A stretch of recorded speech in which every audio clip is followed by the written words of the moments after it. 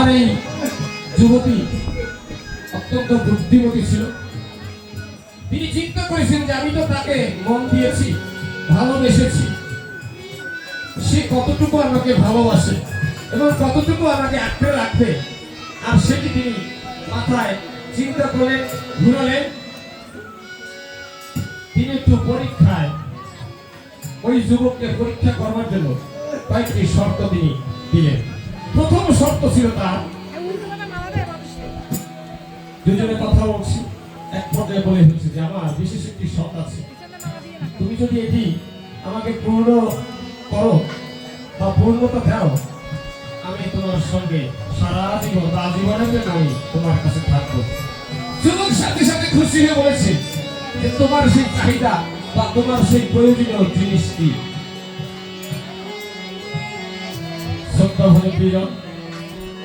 এই যুবতী যুবদাসকে বলে ফেলল যে তুমি একটি আমাকে সুন্দর দেখে, দামি দেখে একটি কাতার শাড়ি আমার জন্য নিয়ে আসো। যুবক বিন্দু মাত্র বিলম্ব করেনি, তিনি ছুটে গেলেন বাজারে গিয়ে তার ইচ্ছে মতো সুন্দর একটি শাড়ি বহু মূল্যকে ক্রয় করে যুবতী হাতে তুলে দিল। যুবতী পেয়ে খুব খুশি। পরের দিন আবার তাদের সাক্ষাৎ হলো, সময় মতন উপস্থিত। যুবতী আজকেও তাকে একটি বায়নায় আবদ্ধ করল। তিনি বলে ফেলল যে তুমি যদি সত্যি আমাকে ভালোবেসে থাকো তাহলে আমাকে একটি স্বর্ণের হার এটি তৈরি করে আমাকে দাও, আমার বিশেষ শখ। আর এটি যদি তুমি পূর্ণতা দান করো, আমাকে যদি দাও, আমি তোমার কাছে চিরজীবনের তোমার সঙ্গী হয়ে থাকবো। যুবদাস এই বায়নাও তিনি পরিপূর্ণ করলেন। বাজারে গেলেন, কর্মকারে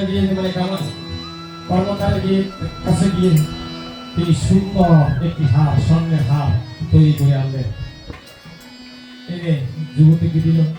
যুবতীকে খুশি। তৃতীয় দিন একই সময় তাদের কথা ছিল, শেষবারের মতো তিনি যুবককে কঠিন পরীক্ষায় ফেললেন।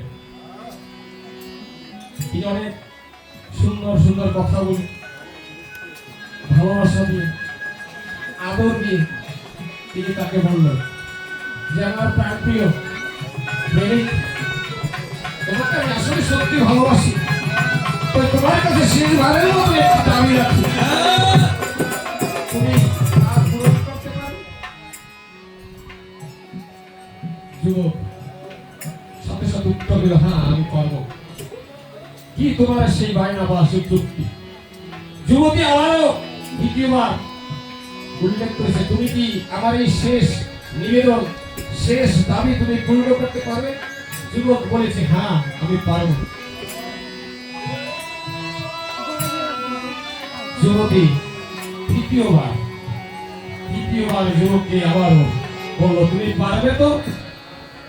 যুবক এইবারও বলেছে, হ্যাঁ আমি তোমার সমস্ত শর্ত আমি পূর্ণ করতে পারবো, কারণ আমার তোমাকে দরকার। এই বুদ্ধিমতী যুবতী তার ঘরে গেলেন। ঘরে গিয়ে একটি নতুন থালা এবং একটি তরবারি হাতে করে নিয়ে এসে যুবদাসে হাতে দিয়ে তিনি বললেন, এই যাও তোমার পাত্র, সূর্য অস্ত যাওয়ার আগে তুমি তোমার মা কোথায় আছে সেই মাকে তুমি হত্যা করে তার জীবন্ত রক্তাক্ত কলিজা আমার হাতে যদি নিয়ে দিতে পারো, আমি তোমাকে চিরজীবনের জন্য তোমার সঙ্গে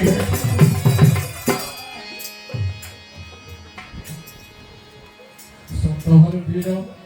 যুবক আকাশ হয়ে গেল, এই কোন চুক্তি প্রাপ্ত হয়েছে?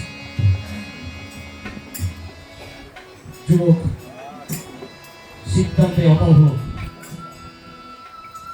প্রেমিকাকে পাওয়ার জন্য যেহেতু কথা দিয়েছে তাকে পেতে হবে। এই যুবরাজ এই তরবারি এবং প্রেম নিয়ে ছুটছে তার মায়ের কাছে।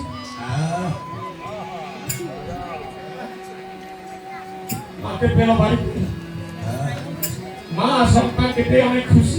অনেকদিন পর ছেলে আসছে, ভালো করে একটু রান্না বান্না ছেলেটা পছন্দ করে তাড়াতাড়ি জোগাড় করে তাকে খেতে দিয়ে আদর করে মা সন্তানকে খাওয়িয়েছে।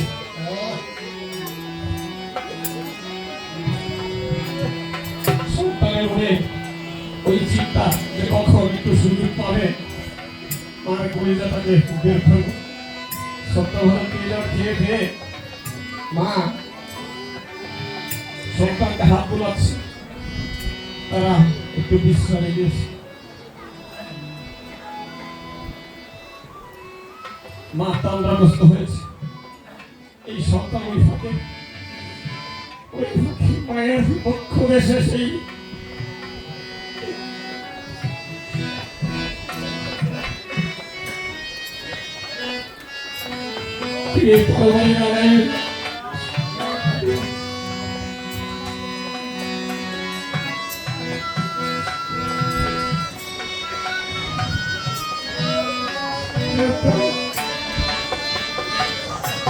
হত্যা করে সেই রক্তাক্ত করি না তার মেয়েকে দিয়ে তিনি রওনা হলেন।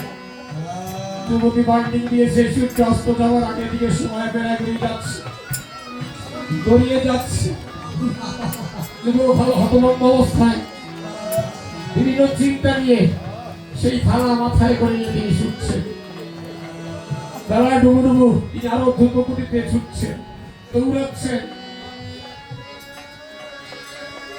সন্ধ্যা হয়ে আসছে, যদি সময় মতো এই উপহার তাকে দিতে না পারি আমি তাকেও পাবো না।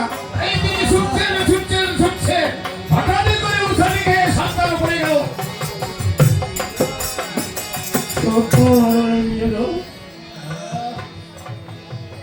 যখন যুবরাজ শিল্পীকে দিয়ে ভরে গিয়েছে, মাথা থেকে পেট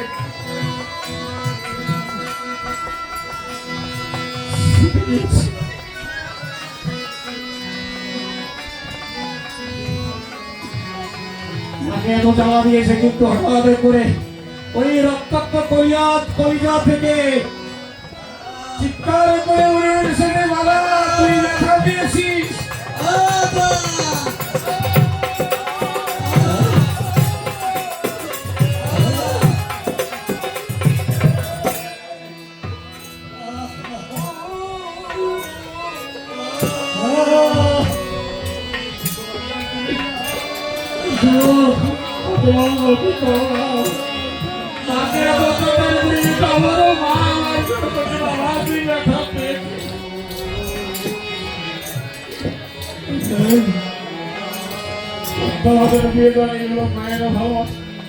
যতই অত্যাচার করি না কেন, যতই অসম্মান করি না কেন, ওই মাতৃ আপনার আমার জন্য চিন্তিত, সবসময় মঙ্গল কামনা করে যাচ্ছে।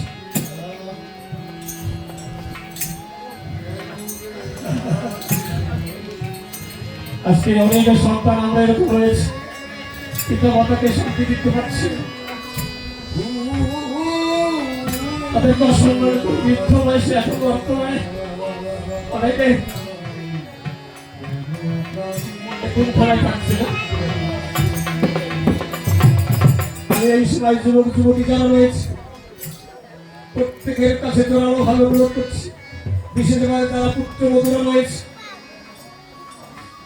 তৈরি করা সংসারে সে পান আদরে খাচ্ছেন, আনন্দে থাকছেন, কিন্তু যে দাসী এই সংসার টিকিয়ে রেখেছে শত কষ্ট শত বেদনা দ্বারা উপেক্ষা করে রক্তকে অতিবাহিত করে এই সংসার সাজিয়ে রেখেছে, কিন্তু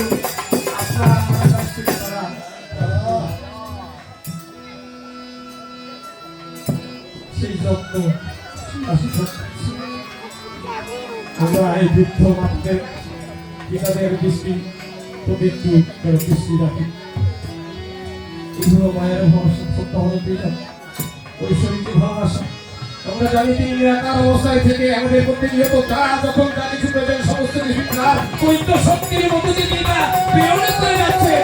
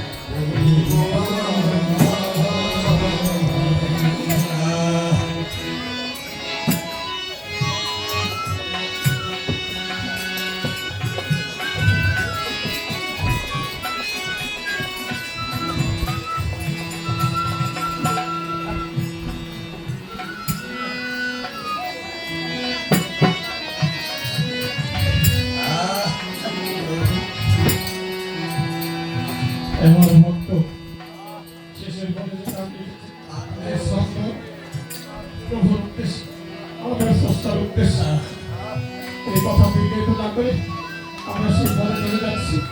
আমরা আরো একটু উত্তপ্ত হয়ে আসতাম। আমার বলেছে কাজে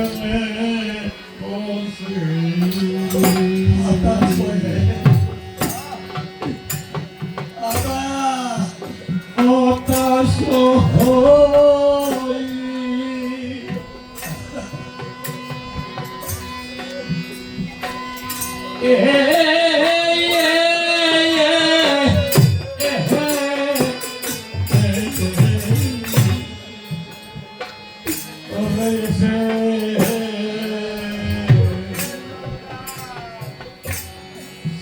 চোখের জল